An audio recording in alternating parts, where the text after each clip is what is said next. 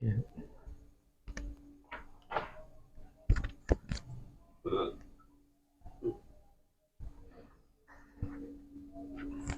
Assalamualaikum warahmatullahi wabarakatuh. Waalaikumsalam warahmatullahi Jumpa wabarakatuh. lagi di channel Kang Hasan Santoso. Salam Topik sejahtera beliau. buat semuanya. Kita di sini akan berbincang-bincang ya, podcast dengan Pangeran Elang Bagus Chandra. Pusing pinggir bisa tembung no. Aduh. Iya. Nah, di sini saya akan ngobrol terkait pengguron yang ada di Kena habis kan? Cirebon sekitar keraton. Saya ingin tanya ke Elang Bagus Chandra ini. Sehat, Kang Bagus? Agak pilek. Agak pilek, aduh pada bayi kita sadar pilek. Gimana? Gini Gus, terkait pengguron di lingkungan keraton ada berapa pengguron Gus? Pengguron kalau yang diakui sama pemerintah mah ada 4 ya. Ada 4. Iya, dari di Keprabonan ada 3, satunya tuh di Pegajahan. Di Pegajahan. Iya. Nah, nanti saya akan lebih spesifik membicarakan pengguron yang punya Kang Bagus nih. Boleh. Nah, punya Kang Bagus, pengguronnya namanya apa ini? Pengguron Pegajahan. Pengguron Pegajahan. Pegajahan. Barangkali ada yang lebih lengkap namanya. Pengguron Tarekat Agama Islam Pegajahan. Pengguron Tarekat Agama Islam Pegajahan. Kalau pengguron itu biasanya ya itu memberikan pengajaran apa Gus? Kalau pengguron kan berasal dari kata perguruan ya. Perguruan. Ya, karena zaman dulu itu nggak ada istilah pesantren, adanya pengguron. Pengguron itu perguruan. Kalau bahasa Indonesianya itu perguruan. Gitu. Perguruan. Ya, atau bisa disebut pengguron gitu. Kenapa bisa disebut pengguron? Karena dalam bahasa Arab Jawanya para wali itu tulisannya itu pakai Arab Jawa, fangguron. Jadi kita mengikuti apa yang kosakata yang ada di bahasa Arab Jawa itu, jadi pengguron. Berarti bahasanya mungkin bahasa lama tulisannya? Iya, bahasa lama. Memberikan pembelajaran kepada masyarakat sekitar, apa keturunan kepada yang jelas sih kepada murid-muridnya. Sejarah dulunya tuh? Iya, kepada muridnya. Dan muridnya? Iya, yang ingin belajar. Gitu. Jadi pengguron itu kan awalnya kan di Cirebon itu Syekh Nurjati. Baru dari Ya, Syekh Nurjati dilanjutkan kepada Baku Cirebon, Pangeran Cakrabuana, dan dilanjutkan ke Sunan Gunung Jati. Tapi ketika Sunan Gunung Jati membuat keraton kesultanan di Cirebon, itu pengguron menjadi satu, gitu. Jadi ulama juga, umaroh juga, gitu. Sunan Gunung Jati memimpin kepemerintahan juga, ulama sebagai ulama juga. Oh, berarti Mursyid tarekat sejarah sebelum pengguron Pegajahan nih misalkan. Sunan Gunung Jati juga berarti memiliki pengguron. Iya, karena dia kan ulama, panat agama, asal muasalnya kan dia menyebarkan agama Islam. Visi misinya itu menyebarkan agama Islam, bukan membuat sebuah kerajaan gitu. Kerajaan itu kan diberikan oleh Pangeran Cakrabuana. Kerajaan itu Kesultanan Pakungwati ya awalnya. Oh iya, berarti tujuannya sih awalnya penyebaran agama Islam, bukan ke pemerintahannya, bukan. Iya, karena Baku itu putra dari Prabu Siliwangi dan dia memiliki kekuasaan, maka mendirikanlah sebuah keraton Cirebon, namanya Keraton Pakungwati oleh Bakuwu. Oke pemirsa, di sini saya semakin menarik nih, tergelitik. Jadi kayaknya pengguron itu punya kaitan hubungan dengan keraton nih.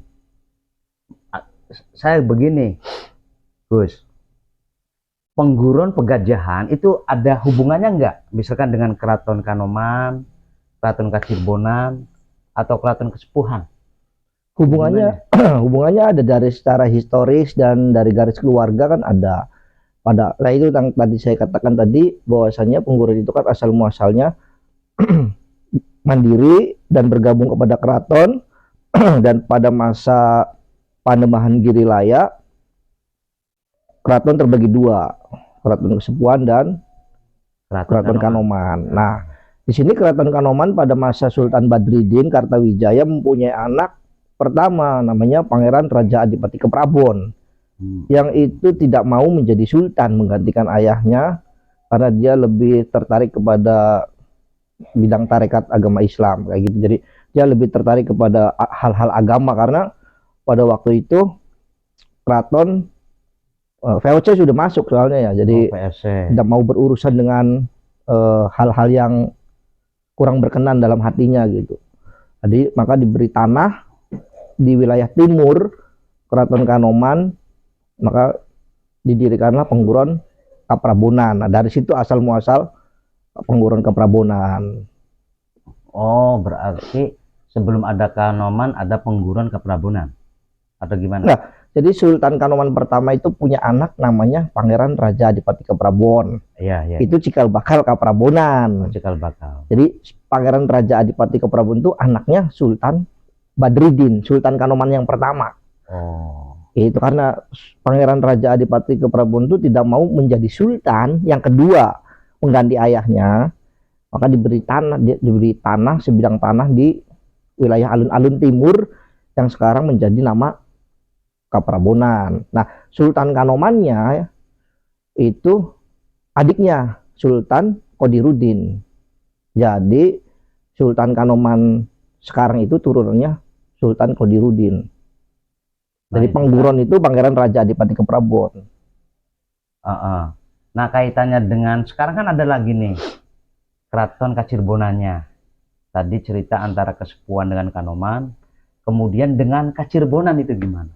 Kalau Kacirebonan itu pecahan dari Kanoman pada masa Sultan Khairuddin keempat. Itu. Jadi Sultan Kanoman itu dulu berontak Belanda dan lalu diasingkan sama Belanda ke Ambon. Itu Pangeran Raja-Raja Kanoman ya. Anaknya, putranya Sultan Khairuddin. Itu berontak Belanda, akhirnya diasingkan sama Belanda. Yang dijadikan Sultan Kanoman itu adiknya lagi. Adiknya. Jadi ketika Sultan Pangeran Raja-Raja Kanoman dipulangkan dari Ambon, maka sudah ada sultannya di situ. Jadi terjadilah keributan, maka dibuatlah keraton baru yaitu Keraton Kacirebonan. Sini gabung ngobrol, nggak apa-apa. Kita ngobrol tentang sejarah Pengguron nih. Santai aja, santai ya, santai, kita sambil merokok. Iya. Berarti kalau Pengguron Pegajahan itu berdirinya tahun berapa tuh?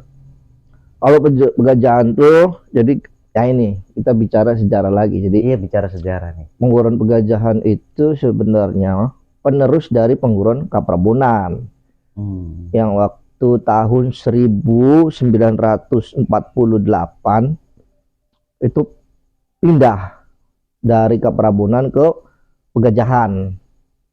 Gitu. Ya 4849 lah, tahun 1949-an ya. Itu pindah dikarenakan Pengguron di Kaprabonannya itu tidak memadai dan tidak mencukupi untuk ikhwan yang begitu banyak gitu. Jadi jamaah yang begitu banyak, jadi memilih tempat yang lebih luas gitu. Karena di Pegajahan kan ya lumayan rada luas ya, 1.200 meter persegi kurang lebihnya. Jadi banyak menampung jamaah lah gitu. Sebenarnya sih tadi menarik terkait persoalan hubungan antara Keraton Kesepuhan dengan Keraton Kanoman. Cuman kita membahasnya Pengguron nih. Nah, kita balik lagi ke Pengguron. Nah, Pengguron Pegajahan sampai sekarang masih ada kan? Alhamdulillah masih ada. Masih berjalan.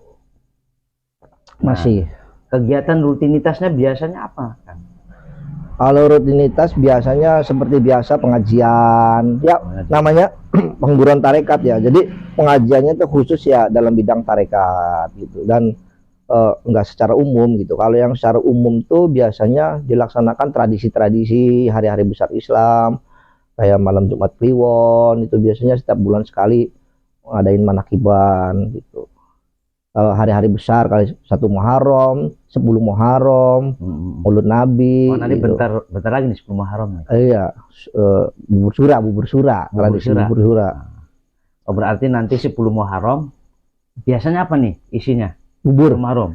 bubur sura, iya. Bubur sura tuh gimana tuh maksudnya? Jadi bubur sura tuh sebenarnya intinya sih kita sedekah ya, niatnya sedekah karena dalam hari Asyura itu kan banyak sekali kejadian-kejadian para nabi, para wali dulu, kejadian yang tidak mengenakan lah gitu.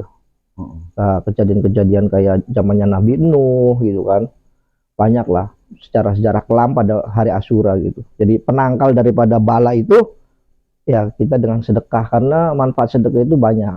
Itu salah satunya ya menangkal bala itu. Jadi Bubur suro itu salah satunya untuk menangkal bala. bukan bubur surenya tapi bentuk daripada sedekahnya. Iya, maksudnya Sedekah kan apa bentuk saja daripada bisa. sedekah dengan tujuan untuk menangkal bala. Betul. Di Kenapa? samping bubur ada lagi nggak? Nggak ada, karena tradisinya itu bubur. Tradisinya bubur. Iya, jadi Itu di 10 Muharram. di 10 Muharram. Kalau untuk di hari besar Islam lainnya barangkali ada apa kegiatan apa lagi? Maulid Nabi ada dilaksanakan. Maulid Nabi isinya biasanya kegiatan Pembacaan kitab Barjanji. kitab Al-Barzanji. Mm-mm. Itu dengan bahasa apa nih? Langgam Cirebon khususnya. Langgam Cirebon. Iya kan Oh, menarik. banyak langgam-langgam yang umum kan di media sosial juga banyak. Ini khususnya langgam Cirebon sendiri gitu. Terus ada Rajaban. Nah, itu sih Rajaban. secara umum ya kegiatan Ya, tradisi secara umum gitu. Tapi kalau secara khusus ya itu biasanya ya langsung kepada guru lah ya gitu, konsultasi. Nah, ini kan tadi bahasanya kan tarekat agama Islam. Tarekatnya larinya kemana nih? Tarikatnya larinya nggak kemana-mana, tetap aja di situ. Ya kan biasanya tarekat kan ada nama-namanya. Oh iya. Ada Sataria, ada Naksabandia, Iya. ada apa gitu. Iya. Kebetulan Cirebon tuh menganutnya tarekat Sataria karena Tarekat Sataria. ya dari Sunan Gunung Jatinya itu emang mewariskan kepada anak cucu tarekat Sataria gitu. Walaupun Sunan Gunung Jati itu menguasai 12 tarekat gitu. Tapi yang diwariskan ke anak cucu itu wajib harus menguasai tarekat Sataria. Itu dari mana saja itu, Gus? Dari jamaah yang ada di pengguruan, apakah dari lingkungan sekitar, apakah ada yang dari luar atau bagaimana? Dari mana-mana ya, dari bermacam-macam kalangan gitu, dari luar kota, dari kabupaten, kota, Purwokerto, Banyumas ya, Pemalang, Pekalongan, Kuningan, Majalengka, Bandung, Jakarta, Banten, hampir seluruh Jawa Barat, Jawa Tengah, Lampung, sampai Lampung, Medan, Kalimantan, tapi nggak terlalu banyak, tapi ada lah gitu. Cut ya? Cut.